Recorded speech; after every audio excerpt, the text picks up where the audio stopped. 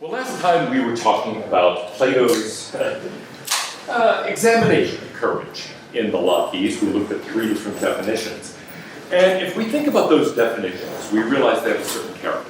The first definition, remember, was standing, fighting, not running away. And you can say a lot about the details of that, and we did last time. But the key point, in a way, about the first definition was that it was purely external, purely behavioral. It had to do with action. And when we started thinking about the problems associated with it, some of them were, it seemed like too narrow a kind of action. But some of them were really just that, look, it depends how you're doing it, right? What your internal motivation is. Are you doing it for the right sort of reason, or are you doing it for some other weird reason? And so we had said, well, that might be part of it, some external story. This isn't quite the right thing, but nevertheless, something like that. But it's not enough. The second one, about the wise endurance of the soul, was purely internal. It purely had to do with your own internal state of mind. But you put your finger on the essential problem, both with that and with the third. Remember, the third was really knowing the grounds for fear and confidence. And that too was an internal state of mind. And it was like, wait a minute, it's not just internal. To be brave, you actually have to do something, right? You have to act in accordance with that. You can't just know that you're being a coward, for example, and running away. That doesn't make you brave. And so it looks like we have to have both of these things, right? And indeed, when Aristotle thinks about virtue, he's very clear about this. The virtuous person is somebody who does the right thing, but in the way that the virtuous person does it, and for the right reason. So if we think about Aristotle's approach, it's to take the lesson of this and say, look, okay, yes, you must act in the right way. Do the right thing, I should really say. In fact, let me correct that. Do the right thing.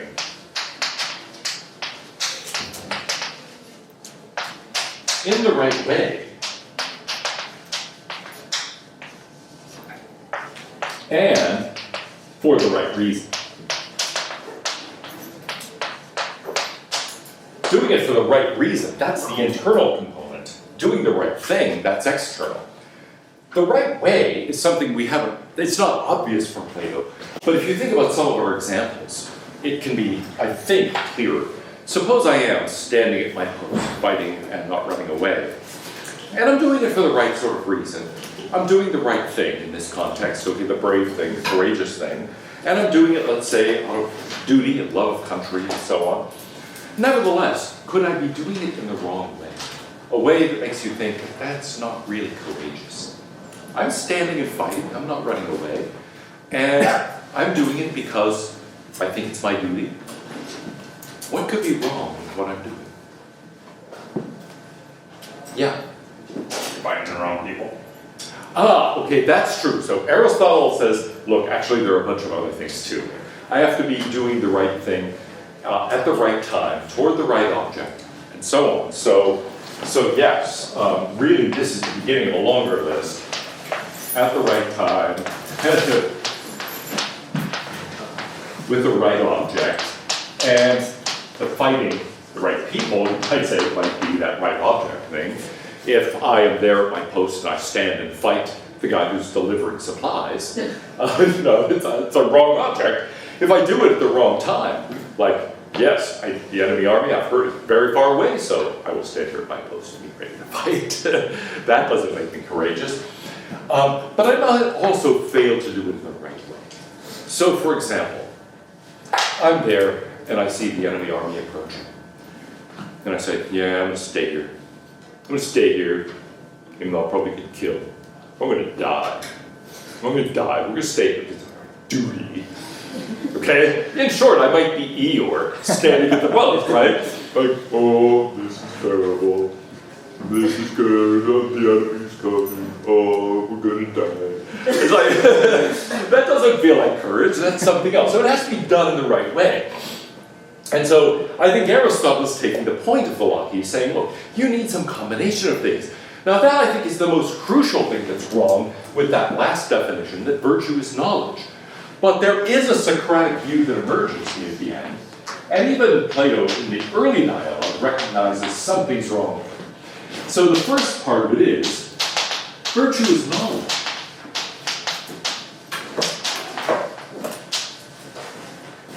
Virtue is a matter of knowing what to do and what not to do. Knowing good and evil, as the dialogue puts. Knowing right and wrong. Knowing what to do. And that does seem wrong. You might know what to do and not do. In fact, isn't that possible? What is it called if you know the right thing to do, you don't do it? You know you ought to do something or other, but nevertheless you fail. You don't do it. Yeah. I don't know what it's called, but that actually makes you way more culpable if you're like, I'm not sure, but well, of course you have we have intuitions about it, but maybe if you're not sure, it's a bit more understandable. If you're like, well, I know that it's cowardly to run away, let's go do it anyway. It just makes it even worse. Okay, good, that seems right. It seems like a moral failing in a way that ignorance isn't. After all, if virtue is knowledge, then vice is ignorance. But it feels like, wait a minute, vice isn't ignorance. Suppose I'm there at my post, and I don't know whether to stay. Let's say my commanding officer is dead, or is out on some mission, and I'm standing there at the post with my platoon, and I see the enemy coming, and I think, I don't know whether we should stay here. I have no orders. And I don't know if this position is defensible. I'm not sure how strong they are. I don't know what the right thing to do is. And so I decide to leave. I decide to abandon the post and retreat because there are too many insecurities. I don't want to risk the lives of my men. Well, in that case, you might say, suppose I've done the wrong thing. It's like, wait, no, it's crucial to victory in the overall conflict that I stay at the post and that we defend that pass. And that misjudgment means we lose. Okay, that's very bad. But on the other hand, was it a moral failing of mine? It doesn't feel like a moral failing. I just didn't know what to do. There was too much unknown and I made the wrong call. If, on the other hand, I get a report from headquarters that's saying, please stay at the post, victory depends on your defending that pass. And I say, dudes, let's take a vote. We want to stay here and defend this pass. I mean, there are a lot of those guys. We vote, we decide, nah, we're out here. Okay? That seems a lot worse from a moral point of view. I know we should stay, and we don't do it, right? And so yeah, the Platonic objection to this, which we'll come back to, and here Plato in the Republic, for example, and in other dialogues, is making it clear, wait, there's such a thing as weakness of will. And there are different ways of defining that, but one way, classic from Ovid, the Roman poet, is it's knowing the better and doing the worse. Okay? Knowing what you ought to do and not doing it.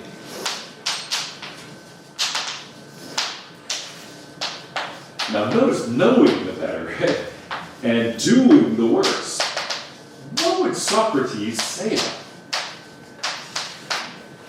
it? And really, anytime you face temptation, you're faced with this problem, right? You're tempted to, well, whatever you'd be tempted by, to run away in a difficult situation, or to say nothing when you think the group is about to make a disastrous decision, or you're tempted to eat that piece of chocolate pie, even though you're on a diet, or you're tempted to, I don't know, have even one more beer, or, et cetera, et cetera. You're tempted to do something you think, in fact, rationally you should not do. Well, how can Socrates explain the fact that it does seem like sometimes we know we shouldn't eat that cake or have one more beer or do this or that other thing, and nevertheless we do it? What's going on there? How could Socrates explain it? After all, he doesn't want to say that's virtue. You're doing the wrong thing. It doesn't make any sense to say that's virtue. On the other hand, vice is supposed to be ignorance. And yet, it looks like in these cases, I know I shouldn't do it, but I'm weak-willed and I give in to temptation and I do it anyway. So what could Socrates say? Plato takes this in his mature period to just refute Socrates. Yeah? You don't really know something if you're not willing to act on it. Okay, good. You could say, look, do you really know it? I mean, you must judge that that piece of pie is actually the better choice in that situation, right? And so you might say, oh, I shouldn't have that pie. I shouldn't have that pie. In fact, I've seen people do this. Yeah, I shouldn't eat this. I shouldn't eat this. Oh, but it's delicious. I should just have one bite. But oh, it's really good, okay? And Socrates can say, look, the fact is you don't know the better in that case. Your actions are showing you don't really know. Now, you're saying the right words, but you don't actually have the knowledge. And I think there is a point to Socrates' idea. We're terrible at judging these short-term versus long-term things. I mean, what is happening there with a diet or maybe another glass of beer or whatever it is, you're thinking about some short-term pleasure or advantage or gain as opposed to a longer-term, bigger picture thing. And we're just bad, Socrates, I think, would say, at making those comparisons. If we've got two short-term things, like, oh, would you like cake or pie? We don't tend to say, oh, I like pie a lot better than cake, so I'll have the cake. Right? That seems ridiculous. No one would do that because it's the same sort of thing. But if you're judging that piece of pie versus your goal of losing 10 pounds or something in the long run, you realize that then you've got to make a judgment. It's hard, and we don't do very well. Anyway, so Socrates maybe could defend this in some ways, but Plato's view is this is going to be a problem. Now there's a second component to the Socratic view that I want to bring out here, and that Plato in his mature period also disagrees with. It is, well, it's something that emerges from the actual complaint against this third definition in the dialogue. Because it isn't at this point what is Plato's, in the end, devastating objection to it, the weakness of will objection. Instead, it's this idea, knowing the grounds of fear and confidence. Well, fear is something about the future, right? I don't fear what's happened in the past. I fear a future trip to the dentist. I don't fear last year's trip to the dentist. I might have then, but I don't now. And the same thing with confidence. I'm confident about what will happen, not about what has happened. And so these are directed toward the future. But now Socrates says, well, do we have some special knowledge of the future that's independent of our knowledge of the present and the past? No. We base whatever knowledge we have of the future on the present and the past. I might fear the trip to the dentist because of past trips to the dentist, or of information I've had about other people's trips to the dentist, or this type of thing. And so the thought is, look, there's no such thing as the knowledge of the grounds of fear and confidence insofar as that's directed to the future. It must be just a knowledge that applies whether it's future or present or past. And what is that kind of knowledge? Well, we fear bad things happening. We are confident about good things happening. It's really just a knowledge of good and bad. Okay? So in the end, he says, look, this just becomes knowing good and bad. Knowing right from wrong. Knowing what to do and what not to do. That, you might say, is wisdom. And so in the end, it turns out courage is just wisdom. In fact, every virtue is just wisdom. This is virtue as a whole. However, courage, we said we were going to study because it was a part of virtue, not all of virtue. And it looks like, wait, courage isn't the same thing as prudence, that's not the same thing as self-control, not the same thing as honesty, etc. Those seem like different virtues. But according to this analysis, they're all the same. They're just knowing good and bad, knowing right from wrong, knowing what to do. And so Socrates, Laches, Nicias, and the rest give up. But now, actually, I think Socrates really did think that in the end, all virtues were the same. He held a doctrine of the unity of virtue. And Plato here is already injecting his own objection to the Socratic view, that in the end, all virtue is just wisdom. It's just knowing what.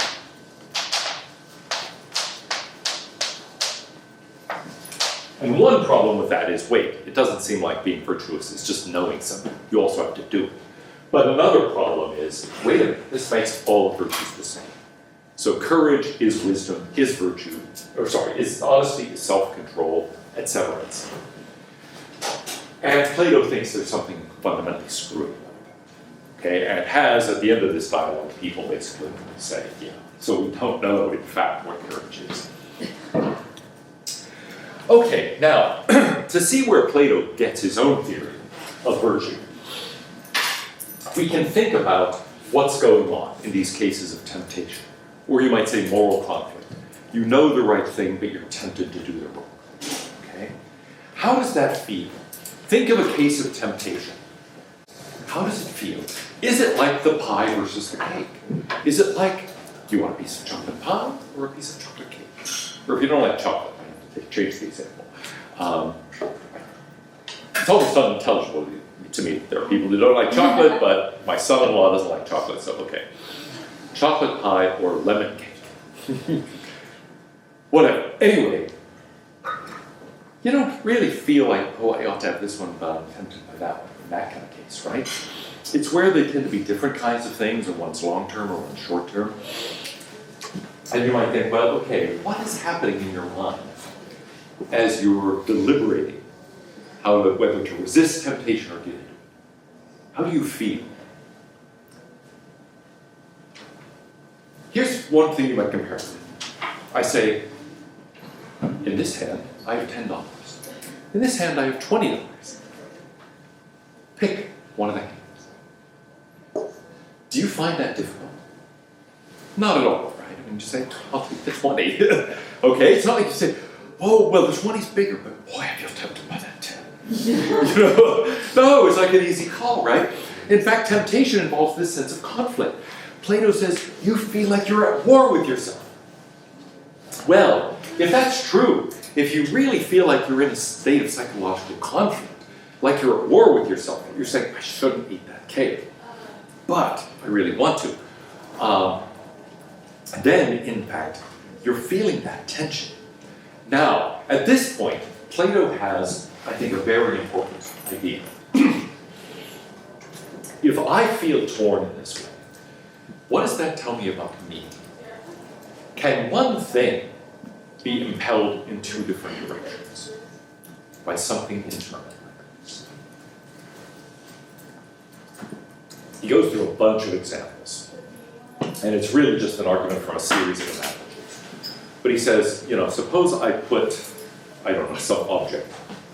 Keys aren't going to roll, my cell phone isn't going to roll. This. It rolls. Is it feeling any sense of conflict? No. Does it say, oh, but I really want to go on? No, right? I mean, it's one thing, it just goes in a certain direction. It doesn't feel this way. Whenever you have, Plato is saying, this kind of pull in both directions, it's a sign that there are two different parts of you. Imagine that somebody's tugging on this arm, trying to pull you in this direction. Someone's tugging on this arm, trying to pull you in that direction. It's because you have two arms. That's possible, right? You can be impelled this way and this way. There are two parts of you that are being pulled in different directions. If it's just a matter of one thing, like imagine, you could have two forces on even an electron coming from the outside, but as it were from the inside or whatever, there wouldn't be that sense of tension. So here's the point I think he's trying to make. Whether it's right or wrong, I'm not sure, because it is just a vague argument from analogy. But the idea is, whenever you have this sense of conflict, pull in two different directions. That means you've got more than one thing. One thing, he says, is never impelled in contrary directions. Now, what does that tell him? Tells him, I'm not one thing, okay? There must be different parts of me. One part really wants that cake. Another part is saying, no, don't do it. Now, what are those parts? What part wants the cake or wants the pie? Say it again. The body. The body. And so one way of looking at this divide is to say, aha, it is the body and the mind, the spirit and the flesh, as Paul puts it, or maybe the rational and the irrational parts of the soul, as Aristotle is tempted to put it. But it's sort of like mind and body, and spirit and flesh. And that is one way to analyze this situation. As Plato puts it, it's really a question of reason, talking about, hey, you should do this, you shouldn't do that, and then desire. Whether that's a bodily thing or a mental thing, for the moment he doesn't really think about. But whether we label this as reason and desire, or spirit and flesh, or mind and body, we've got this a similar kind of divide, right? And then it's just a question of, well, what is exactly the source of desire? Is that bodily? Is that mental, psychological? What's going on there exactly? And you might think you could just leave it at that. What we have is a conflict between reason and desire. Reason giving you the ought, desire giving you the want. Okay? Reason saying you shouldn't do it, desire saying yes, I want it. Okay? Or conversely, reason saying you should do it, desire saying I don't want it. Reason saying go to the gym, desire saying but I really would rather just lie on the couch and eat popcorn. And so that's something that is the basic divide. Now, is that enough? Well, a lot of people have thought it is. Actually, Plato at an early stage seems to think it is. And Paul does, and Aristotle does, and a variety of thinkers have been content with that two-part scheme. But Plato thinks, wait, there's something else missing from this. And he tells a story, kind of disturbing story, about a soldier who's been separated from his unit on the battlefield. And he's coming back trying to find the rest of the unit, and he has to cross the battlefield. By now the battle's over. There are dead bodies all over the place. And by now, they're starting to decay. It's a disturbing sight. And he doesn't want to look. But on the other hand, there's some part of him that feels compelled to look. It's like people, like there's been an accident by the side of the road, or there's a dead animal by the side of the road, right? And you feel this tension. It's like part of you wants to look, and part of you does not want to look. And what are those parts? Socrates says, look, reason doesn't have anything to do with this, okay? It's not a question of reason saying look or don't look. You might have a desire to look, but there's another part of you that has nothing to do with desire or reason saying don't look. And what is that other part? Yeah, I think from that story, it's actually very hard to tell what the other part is, right? It's like, wait, what is that?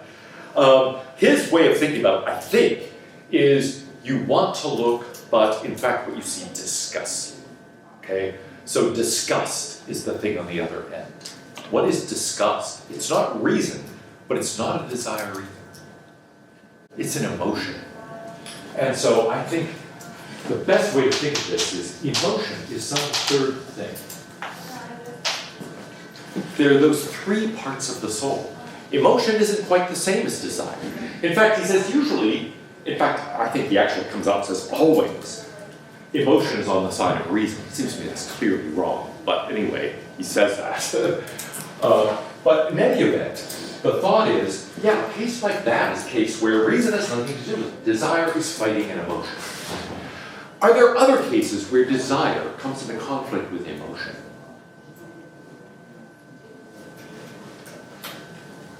Yeah. The feeling of, let's say you know you're going to experience regret if you eat that cake, but you still have that desire to eat the cake. Okay, good. You are tempted to have that cake, and you think, oh, but if I have that, I'm going to be disgusted with myself. Or I'm going to feel gross, right? Somebody offers you this, they're saying, look, let's celebrate. You think, look, I already had some food at the party. I don't want, come on, we're going to go get big ice cream sundaes. And so they come in and order, and it's a big hot fudge sundaes in front of you. And you love hot fudge sundaes, and you think, and here, you're not on a diet, forget the reason part, right? Reason is not involved in this. But you look at this and you think, well, that would taste good. I do want that. On the other hand, I'm going to feel so gross by the time I finish that. Okay? And there, it's not really desire versus reason. You're not on a diet. Actually, you've been doing fine. You figure I can afford the calories or whatever. It's really just the emotion of, you're going to feel gross. And so you think, oh, yeah, I want to eat this thing, but I know that about 10 minutes after I finish it, I'm going to feel like, why did I do that? So that would be a case. Can you think of other cases? Desire versus emotion. Yeah. Lust. Lust, desire versus emotion. Okay, so like what emotion? Guilt. Maybe guilt at giving in your lust. Tolstoy's diaries are filled with things like this. It's like, Yes, I've been trying to fight against lust, but last night I gave in again. And then the next day at night, I did my best. And so it's like, yeah, the lust versus the guilt. Or it might be desire versus love, right? It might be, look, you love that person, but you actually think that person's really attractive, and you find yourself more desiring that person even though your emotions are more attached to that person. So there can be that kind of conflict. Can you think of any other examples? Yeah. I have a separate question. How do you isolate reason from reason that's dishonestly conceived in purpose of a desire or emotion? So you say, well, I can afford those calories because blah, blah, blah, but you really just ran, I don't know, like half a mile.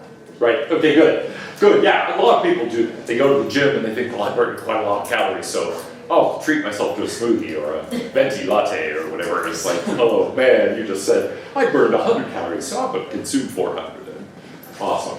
But anyway, yeah, so it is easy to deceive yourself. It is easy to have emotion make reason rationalize what emotion wants to do, and the same with desire.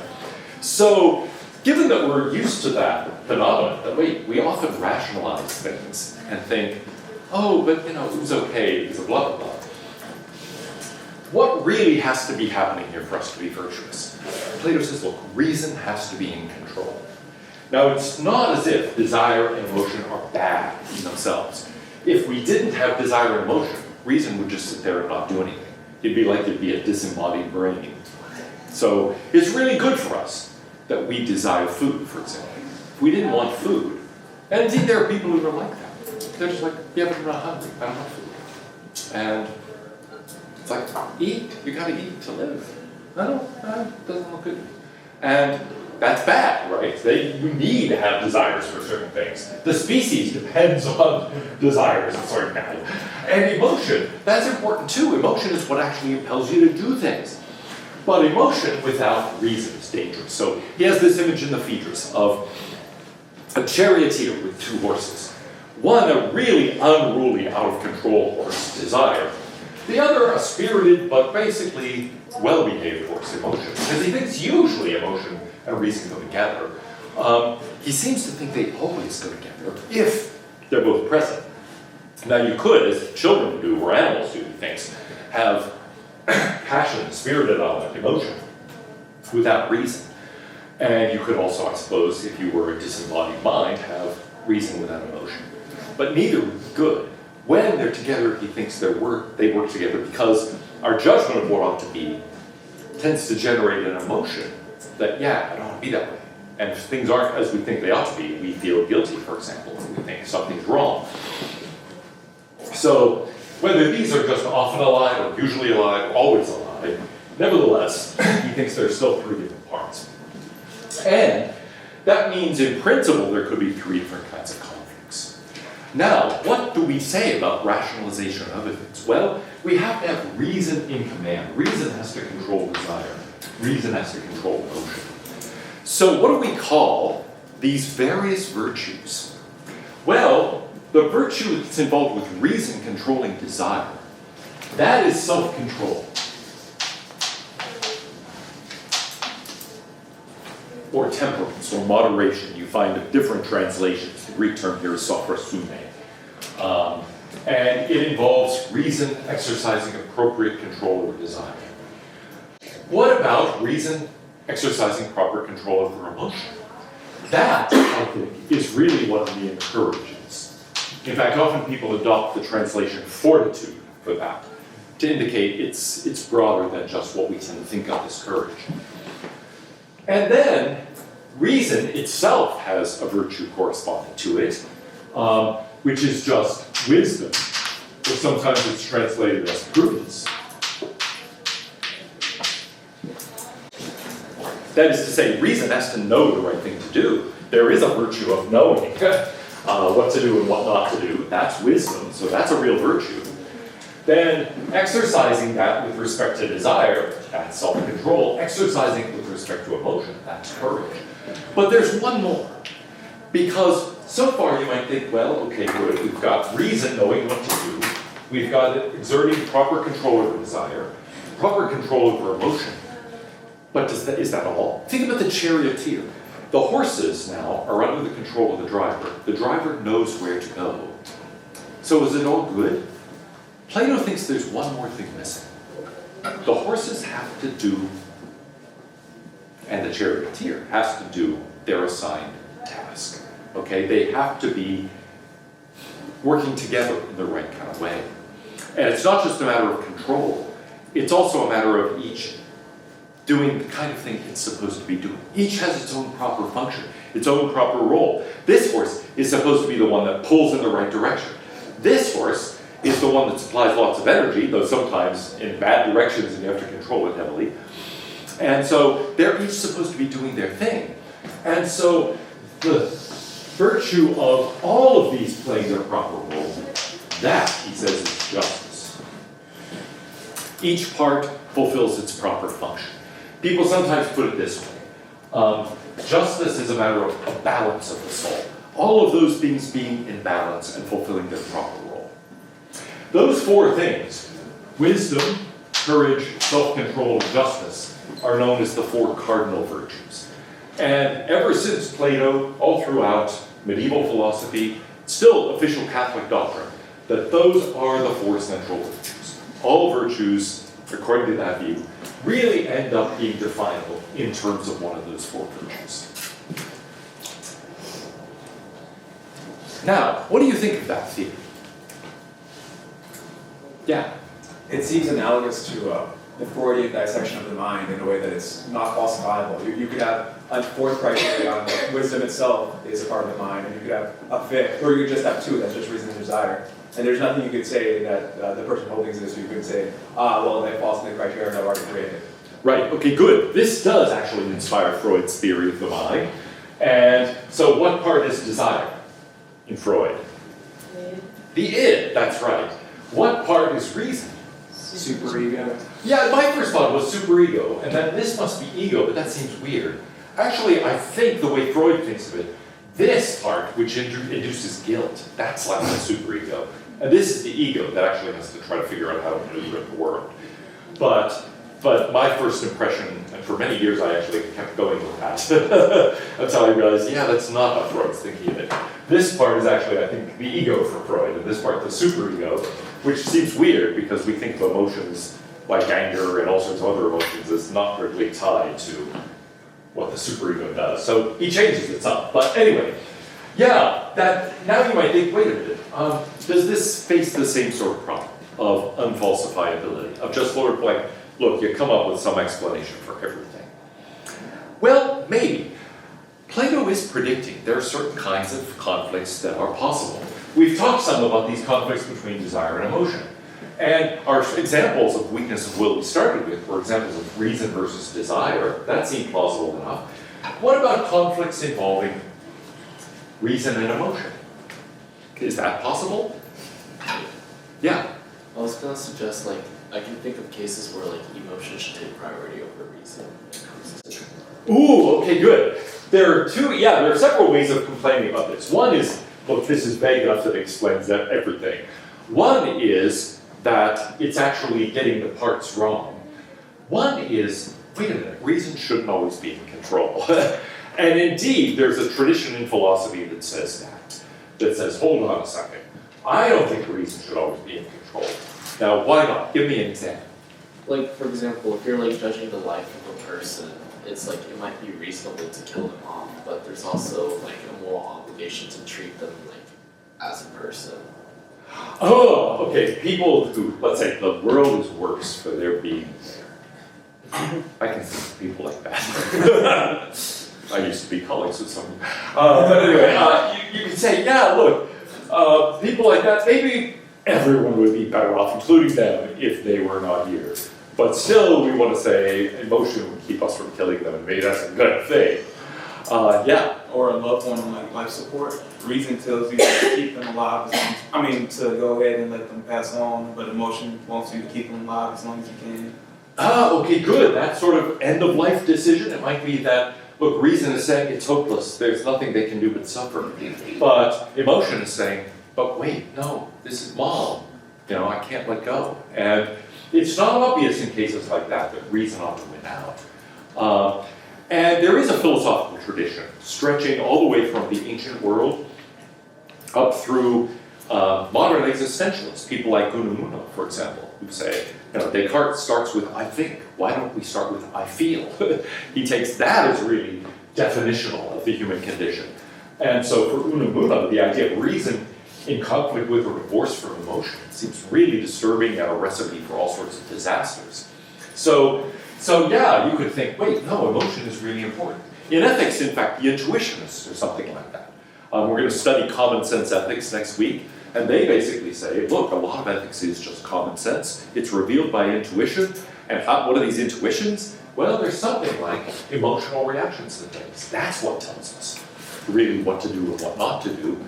If I brought a kitten in here and held it around by the tail and started spinning it and tossing it around the room, that'd be a horrible thing. And you would not think, well, let me analyze this according to virtue ethics, according to Kantian theory or utilitarian theory or something. You just be both emotionally appalled. And the view that there's something wrong with this would be based on emotion. And if then somebody has a theory that says, well, according to my theory, it's actually appropriate to spin kittens, you'd say, no, there's something wrong with your theory. So yeah, there are lots of grounds, you might think, for saying, look, it's wrong to think reason always ought to be in control of these things. Well, there are other complaints you might raise.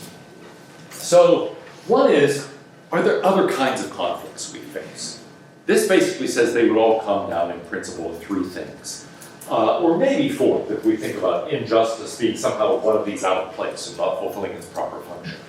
There'd be this kind of conflict, this kind of conflict, this kind of conflict, and then maybe just the problem of things being out of balance. But is that all there really is? Are there other kinds of conflicts? Okay, some of you are nodding yes. Like what? Go ahead. Well, like in Christian doctrine, there's actually like 7 virtues. Like there's the 4 cardinal, but then there's also the 3, like faith, hope, and love. And I heard someone like say that like you get that from like your relationship with God and being like uplifted, or I don't understand it. But there's also like 7 deadly sins and 4 virtues. So there's kind of de facto. Okay, good. Now some of those sins are easy to analyze this way, like lust or gluttony in terms of too much desire and so on. But some others you might think aren't. And for example, yeah, you mentioned faith, hope, and love. Think about hope here. How do we explain what that virtue is? How do we explain that in terms of fortitude, self-control, justice, and wisdom? Or faith, or love? Couldn't you be somebody who actually has reason and proper control of desire and emotion, has all these fulfilling their proper parts, but just isn't a very loving person? Seems possible, right? So that would be one way of saying, look, something's missing from this picture. There have to be components that aren't here. Go ahead. In Thucydides, there's like the Melian dialogue, and they talk about like thumos, which is like we translate it as hope, but it's not.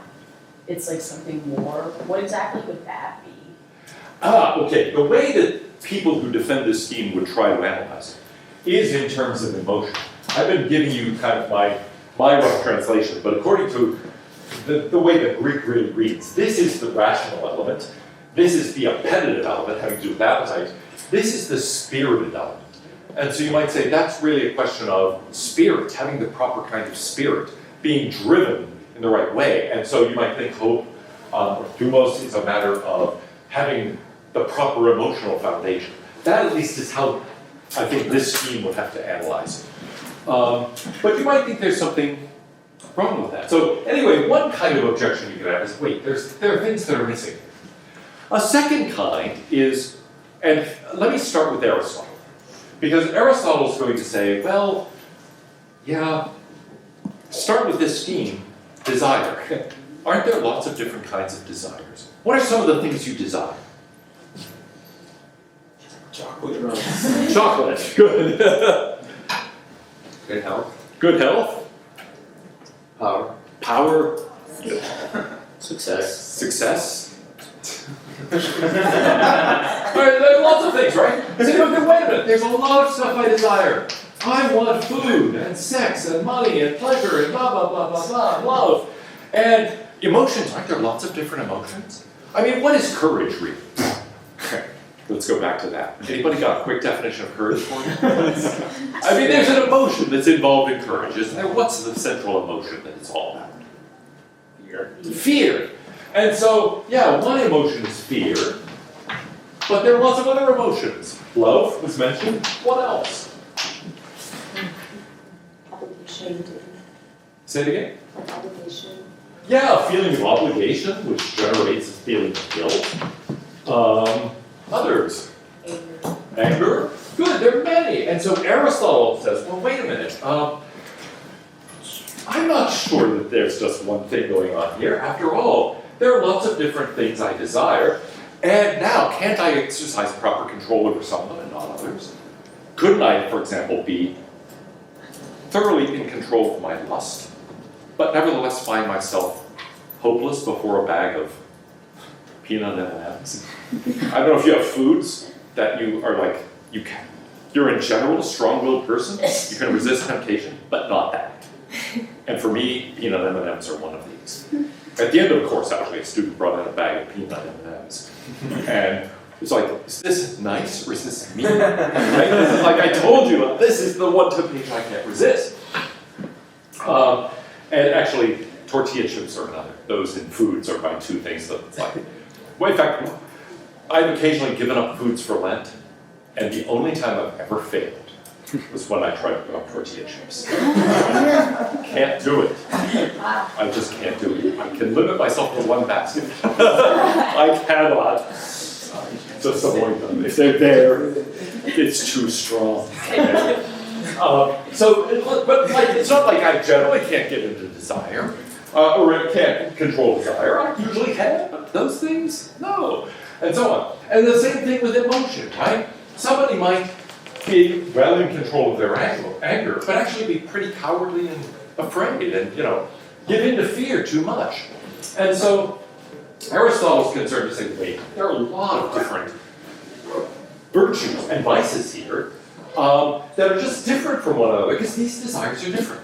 Now, Gustin takes that point even further and says, look, can't desires come to conflict with one another? Can't emotions come into conflict with one another? What's a case of two desires coming into conflict?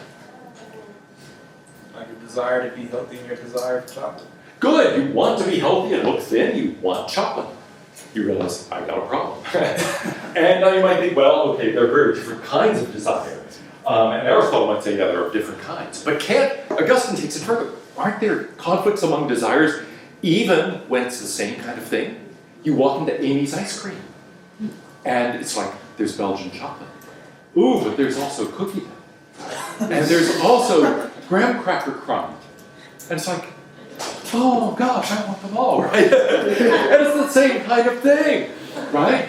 And so it's like, yeah, wait a minute, it's not two different kinds necessarily. It can be the same thing. And his point is, look, it can be true whether it's a good thing or a bad thing. It's kind of like, I want to study tonight, but should I study Plato or Aristotle? Ooh, not like that. They can be bad things, like you fell in with a gang of car thieves. Should I steal that BMW or should I steal that Porsche? Oh. Okay. So you can feel these kinds of, the same thing is true of emotions, he says. I mean, give me a conflict among emotions. Love and hate. Love and hate. Famous poem by Catullus. Odi et amo. I hate and I love. Cur te rogas? Why, you ask? I don't know, but I feel it and I'm in torment. Okay, that's the whole poem. It's a short poem, but it's very powerful. And Catullus is saying, look, I feel this horrible conflict of emotion. Reason has nothing to do with it. Desire has nothing to do with it. It's really just that. Well, desire has something to do with it. When you read more of the poems, you realize that his girlfriend is constantly cheating on him. That's one of those hates and love. But anyway, that's something that, is a very powerful conflict. So Augustine says, look, if you go down this path, if you accept that there's more than one thing here, boom, you get thousands of parts of the soul. Every single desire, every single emotion is its own part of the soul. And that would mean, on this analogy, that you would just end up with thousands of virtues. It would be a question of, can you resist this particular desire? Are you in control of that particular emotion? And so he says this whole framework has to go. This is not the way it works. Since I've gone this far, I will, and we don't have enough time to really get into Aristotle today, we'll start that next time. I will just tell you what he proposes instead. He says, look, don't think about different parts of the soul. Think about different kinds of desire, or different kinds of emotion, or different kinds of reasons, different kinds of virtue. And I think it's helpful because notice that if we have this Platonic picture, there's a big difference between wisdom, prudence, courage, self-control, and then justice. If we go back to Aristotle's idea, it's a question of doing the right thing in the right way and for the right reasons. You might say, look, it's a certain kind of disposition to action, but action with a lot of other stuff along with it, with a certain state of mind at least along with it. And then you could say, well, yes, that's true in a way for self-control, wisdom, and courage, but for justice it feels like a different kind of thing. It's almost like it's on a different level. It's a question of the proper coordination among the other three virtues. And so that suggests to Augustine that with respect to desires, emotions, reasons, but also with respect to virtues, some of them are higher order, and some of them are, you might say, first order. Now, he doesn't use those terms, but that's the key idea. Sometimes I desire a thing, like I want that piece of chocolate. Other times I desire a desire, or I desire not to have a desire. Like, I want to go to the gym. I don't want to go, but I want to go. I want that piece of cake, but I want not to want that piece of cake, okay? Some of our desires are about other desires. And similarly, some of our emotions are about emotions. I felt angry, but then I felt guilty for feeling angry. Okay? That guilt isn't about what I did, it's about another feeling. And I can have the same thing about reason. I think that that's unjust. But a lot of people go along with it, so I'm really not sure. I think I have reason to distrust my own conclusion of reason. And the same thing we could say is true of certain virtues and vices. Justice looks like an example, at least in the sense that Plato's using it, of a higher order virtue, a question of coordinating the other virtues. Paul Woodruff has a book on reverence, and in his view, reverence is that kind of meta virtue, he calls it. It's a higher order virtue that has to do with the other virtues being in a kind of proper order. I think integrity, a distinctively modern virtue that is not in any of the ancient authors, is that kind of thing. It's not really a question of a first order virtue about the way you act in the world. It's really about the way in which the self is constituted and the way in which your characteristics relate to one another. And so Augustine's picture is, look, this works for first order virtues, but there are other kinds of virtues. And the same thing with desire and emotion and so on. Some are really desires for something in the world or responses to something in the world. Others are responses to responses and desires about desires. And I suppose desires about responses and responses about, you could have emotions based on desires.